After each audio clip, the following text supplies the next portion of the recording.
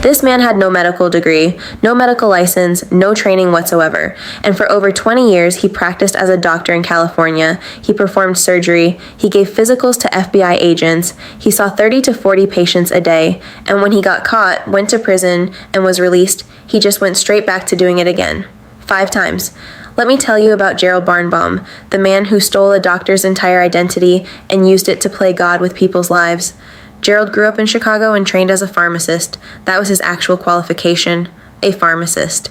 But in 1971, his pharmacy license was revoked after he got caught up in Medicaid fraud charges.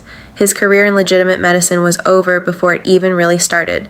So in 1976, he moved to California, changed his last name legally to Barnes, and then did something so audacious it is almost hard to believe.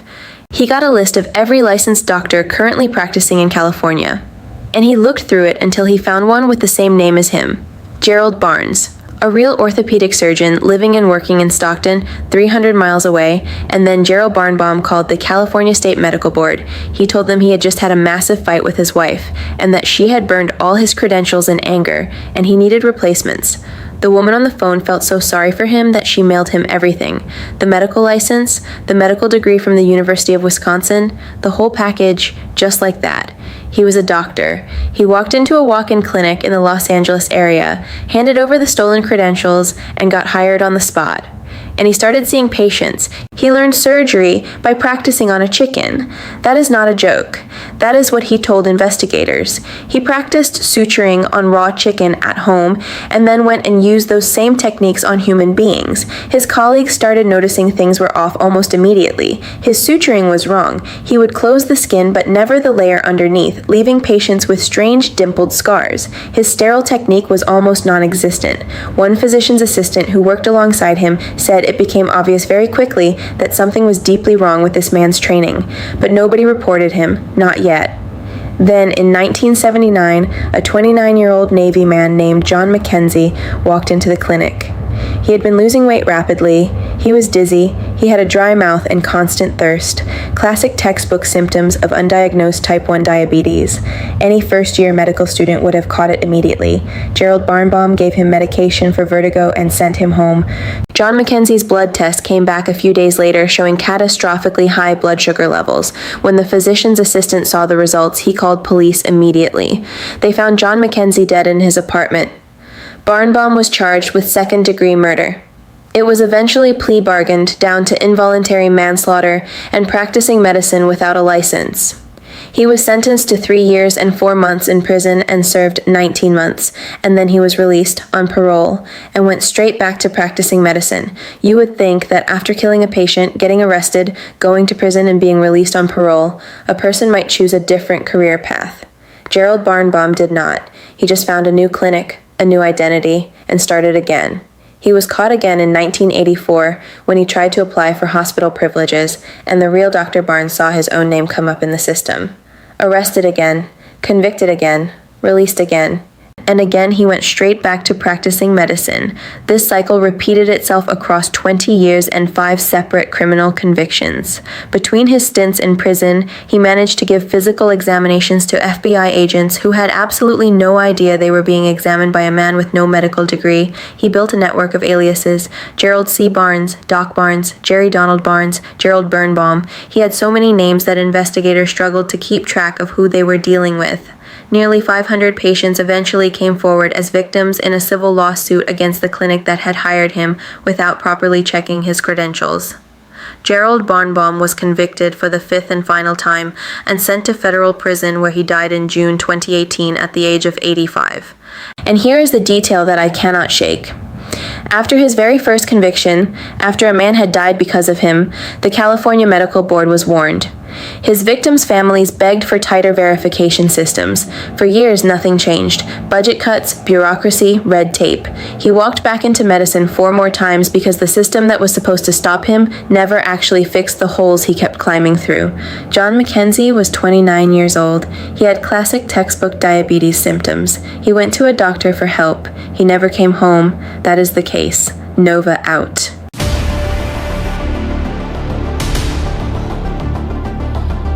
The FBI secretly built a phone company, marketed it to the most dangerous drug lords, hitmen, and crime bosses on the planet, sold them 12,000 phones across 100 countries, and then sat back and read every single message they sent for 3 years, and the criminals had no idea. They thought the phones were designed by criminals for criminals. This is Operation Trojan Shield, the greatest sting operation in history. It starts in 2018. The FBI's San Diego field office had just taken down a company called Phantom Secure, a Canadian encrypted phone network used exclusively by criminal organizations around the world. When they arrested the CEO and shut it down, they created a massive problem for the global criminal underworld. Suddenly, drug cartels, the Italian mafia, outlaw motorcycle gangs, and arms traffickers had no secure way to communicate, and the FBI saw an opportunity. They had a confidential informant who claimed to be developing a next-generation encrypted phone, a device so secure it could not be cracked by any law enforcement agency in the world. The FBI quietly became his business partner. Together, they built ANOM, a custom smartphone running a specially modified operating system called Arcane OS. On the surface, it looked incredible. It had encrypted messaging, a voice mixing tool, a secure file vault, an image censoring feature, a remote phone wipe function in case the device ever fell into police hands, and the whole messaging system was hidden inside the calculator app. Users would type a basic math equation, hit the equals sign, and the secret messaging system would appear. Criminal influencers. That is what the FBI called the people they used to spread the word. High-profile underworld figures who vouched for the phone and recommended it to their networks. One drug trafficker named Hakan Ayik became the biggest ANOM promoter in the world without having any idea he was working for the FBI. He sold the phones to cartel leaders and crime bosses across Europe, Australia, and South America, and told everyone they were the most secure devices on Earth, and they absolutely were not. Every single feature that made criminals feel safe was a trap. The remote wipe function did nothing. The FBI had already copied everything before it could be deleted. The secure file vault quietly uploaded its contents to law enforcement servers. The voice messages were duplicated without encryption. The image censoring tool secretly preserved the original uncensored versions, and every single device was secretly tracking its GPS location in real time. There was a system running in the background called Hola iBot. Every time a criminal sent a message on their ANOM phone, a hidden copy was automatically forwarded to an FBI server. The criminals thought they were having private conversations. The FBI was getting copied on everything, every single message. For 3 years, the FBI sat in San Diego and read the private communications of the most dangerous criminal organizations on the planet. Drug shipments were discussed in real time. Money laundering schemes were planned in detail. Hitmen confirmed contracts. Cartel leaders argued about prices and logistics. One group discussed hiding cocaine inside pineapples and tuna cans. Others talked about slipping drugs into diplomatic pouches to bypass customs, and all of it was being read by federal agents over coffee in California. By May 2021, there were 12,000 active ANOM devices in the hands of criminals across more than 100 countries. The FBI had collected over 27 million messages. They had identified more than 300 distinct criminal organizations using the platform. Then on June 8, 2021, they shut it all down at once. 10,000 police officers across 16 countries moved simultaneously.